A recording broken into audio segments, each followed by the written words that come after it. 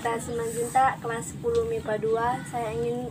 Saya ingin menjelaskan laporan praktikum keanekaragaman hayati. Di lingkungan sekitar kita dapat memenuhi berbagai jenis makhluk hidup, berbagai jenis hewan, misalnya ayam, kucing, serangga, dan sebagainya. Dan berbagai jenis tumbuhan, misalnya mangga, rerumputan, jambu, pisang, dan masih banyak lagi jenis tumbuhan di sekitar kita. Di berbagai lingkungan kita dapat menjumpai keanekaragaman makhluk hidup yang berbeda-beda. Keanekaragaman itu meliputi berbagai variasi bentuk, warna, dan sifat lain dari makhluk hidup.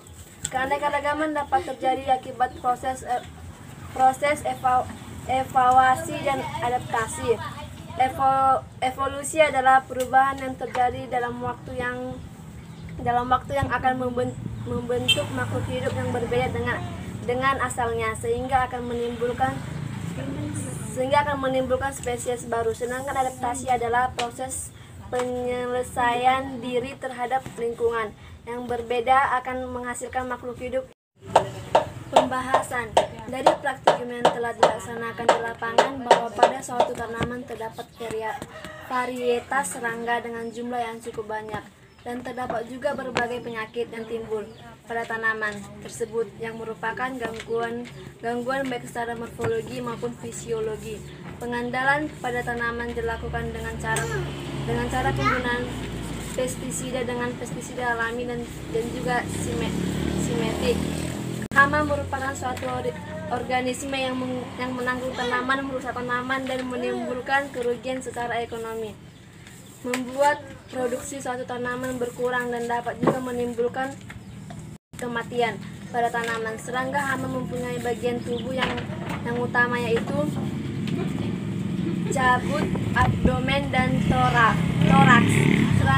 Serangga hama merupakan organisme yang dapat menggunakan pertumbuhan tanaman dan mengakibatkan kerusakan dan kerugian ekonomi.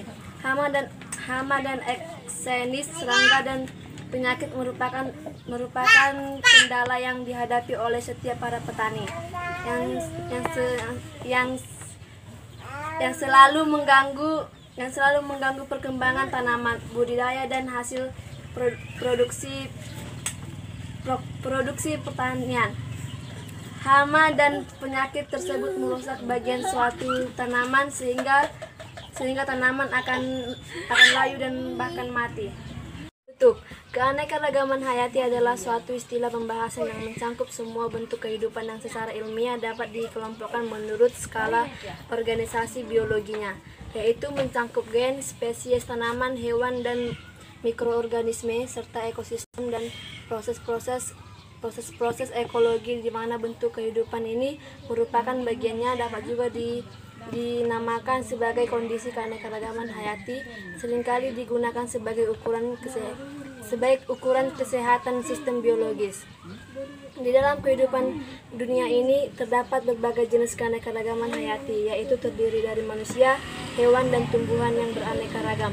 Adapun beberapa usaha yang dapat dilakukan untuk memperbaiki dan melestarikan keanekaragaman hayati tersebut, seperti penghijauan atau reboisasi,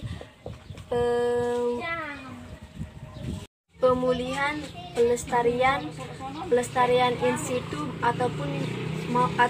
maupun ex situ, penegakan hukum dan kebijakan. Sekian dari saya, terima kasih.